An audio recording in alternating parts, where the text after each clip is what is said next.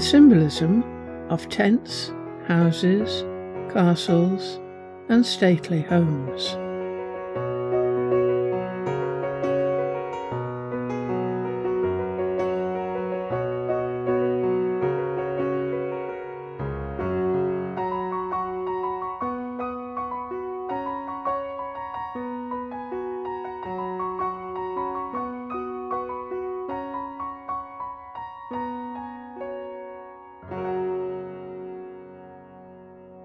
Castles, houses, cottages, stately homes and tents or tabernacles represent a person, their mind and their body combined.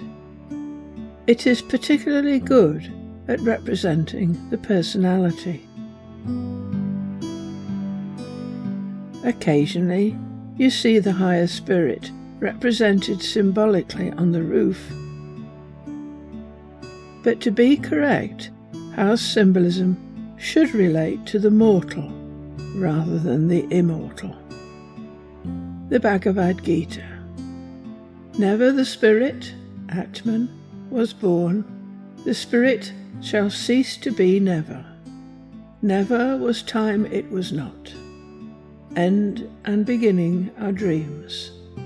Birthless and deathless and changeless remaineth the spirit for ever. Death hath not touched it at all, dead though the house of it seems. The interior explores aspects of the mind, and we have a video on memory and rooms. The exterior represents the state of the body, and the different floors represent the levels of mind. The lower rooms and the basement represent the subconscious. The upper rooms represent the conscious self. As such, the contents of each floor and of each room, the design, the layout and the stairs all have symbolic significance.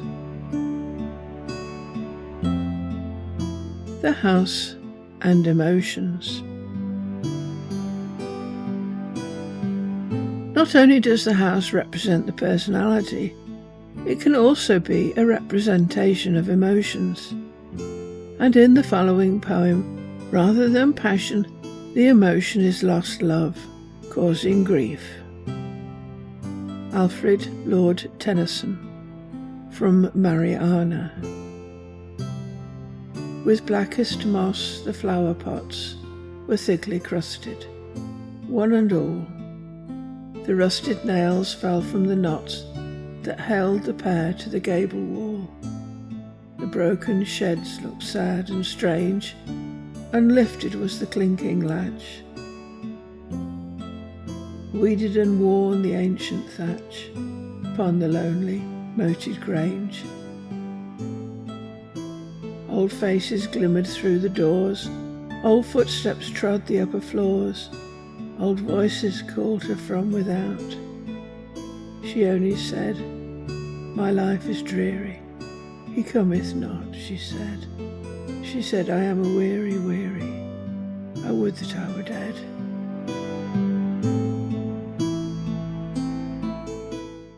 The design.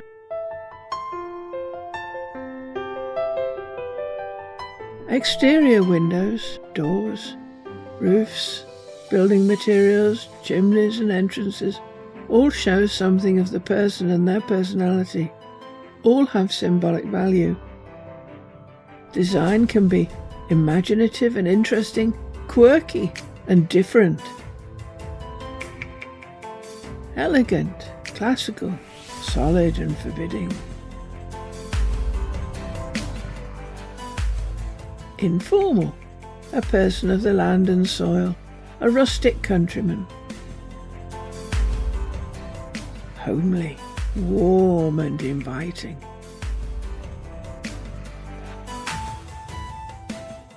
Eccentric, or close to insanity.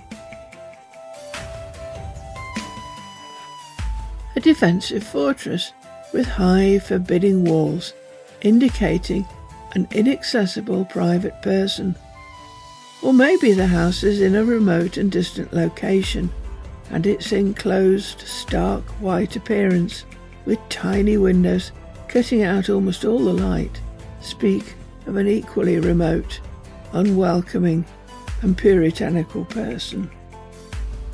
In contrast, an extrovert design speaks of an entirely different type of person, perhaps a dash over the top, maybe larger than life. Or maybe it is enormous, indicating both physical size, but also equally enormous, even excess, power and ego. Out only to impress, not to welcome. Or tiny, and even movable, meaning a modest or meek person, but not one who puts down roots. Generally one who is modest in their needs, cosy, plump, and welcoming. The body has 9 orifices: 2 eyes, 2 ears, a nose, a mouth, the anus, the bladder, and the genital orifice.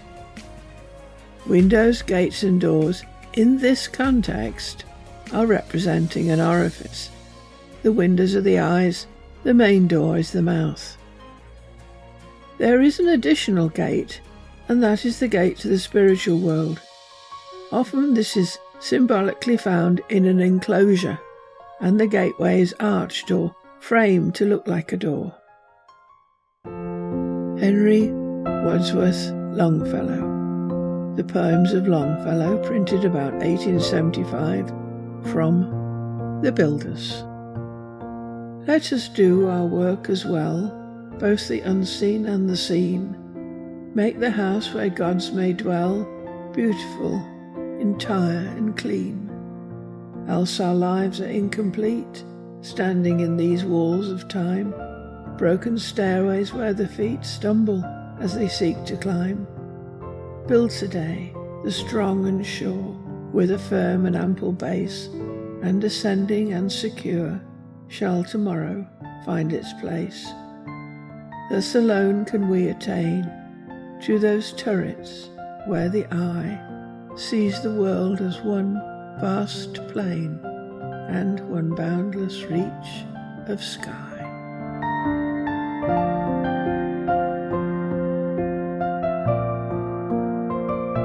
The exterior of the house. The exterior represents the state of the body. Buddha. Looking for the maker of this tabernacle, I ran to no avail. Through a round of many births, and wearisome is birth again and again. But now, maker of the tabernacle, thou hast seen, thou shalt not erect the tabernacle again. All thy rafters are broken, thy ridge-pole is shattered. The mind, approaching the eternal, has attained to the extinction of all desires. As people age, they may see visions or dream of a crumbling structure, turning back into dust. The body as it ages, withers, and prepares to die.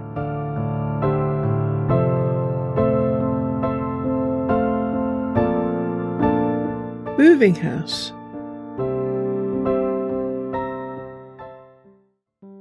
Moving house symbolically represents death and reincarnation to a new body. This is often explained allegorically by the use of means of transport, for example horses and carts. There is the implication in all the stories that the person's perceptions move with the person. This is told allegorically by saying the person takes his furniture with him. From Edmund Waller on the foregoing divine poems. The soul's dark cottage, battered and decayed, lets in new light through chinks that time has made. Stronger by weakness, wiser men become, as they draw near to their eternal home. leaving the old, both worlds at once they view, that stand upon the threshold of the new.